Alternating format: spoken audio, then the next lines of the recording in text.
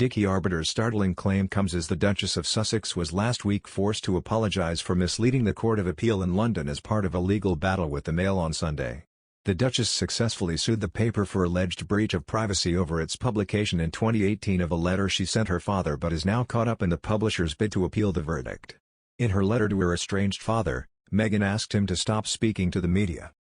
Her admission last week came as private messages disclosed by Jason Knauf, her former communications secretary, which undermined her previous court filings.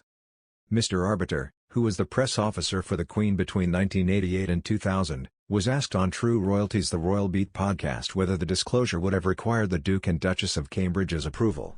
He replied, "I would put my money on it." Backing him up, royal author Duncan Larcombe said, lawyers from the Mail on Sunday would have approached Jason Knauf, knowing that these emails existed. That would have been the point. Most likely, Jason would have gone to William and Kate. He would not have cooperated with those lawyers without their definite knowledge. Kensington Palace was contacted for comment.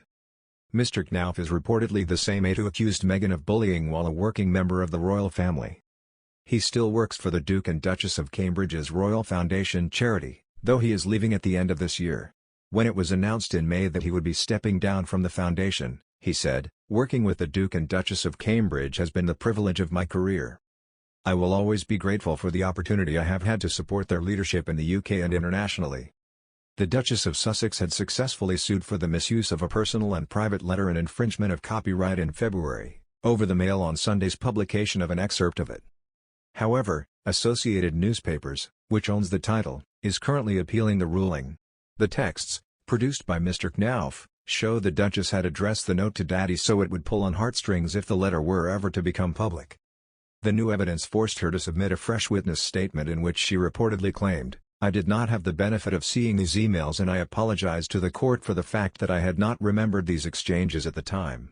I had absolutely no wish or intention to mislead the Mail on Sunday, or the court." The court heard that in the tabloid's view the letter was crafted specifically with the possibility of public consumption in mind, according to the BBC.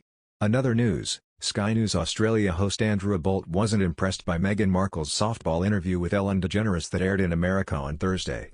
The right-wing commentator, 62, said it was interesting to see the Duchess of Sussex, 40, making yet another appearance on U.S. network television, after she and husband Prince Harry announced last year they would be engaging with grassroots media organizations and young, up-and-coming journalists. Mr. Bolt noted that the Ellen show was about as mainstream as you could get, and wondered why the former Suits actress didn't choose another outlet to speak about her new life in California. He said on the Bolt Report, "But wait, didn't the same Meghan Markle and Prince Harry declare last year they'd adopted a revised media approach to ensure diverse and open access to their work, and this updated approach aims to engage with grassroots media organizations and young, up-and-coming journalists?" When did Ellen DeGeneres last get categorized as a young, up-and-coming journalist? He asked pointedly. Mr. Bolt also criticized Meghan for using an official royal letterhead in a letter to American politicians asking for paid parental leave, despite the fact British royals are expected to stay out of politics. His guest, YouTuber and commentator Daisy Cousins, noted the cognitive dissonance in asking for privacy then doing two major TV interviews, one with Oprah Winfrey and another with Ellen, just 8 months apart. The Sussexes have said one of their main reasons for moving to the US was to have the privacy and freedom they could never achieve in Britain. Ms. Cousins seconded Mr. Bolt's point about the Sussexes working with major media companies despite saying they would prioritizing grassroots outlets. Where are they?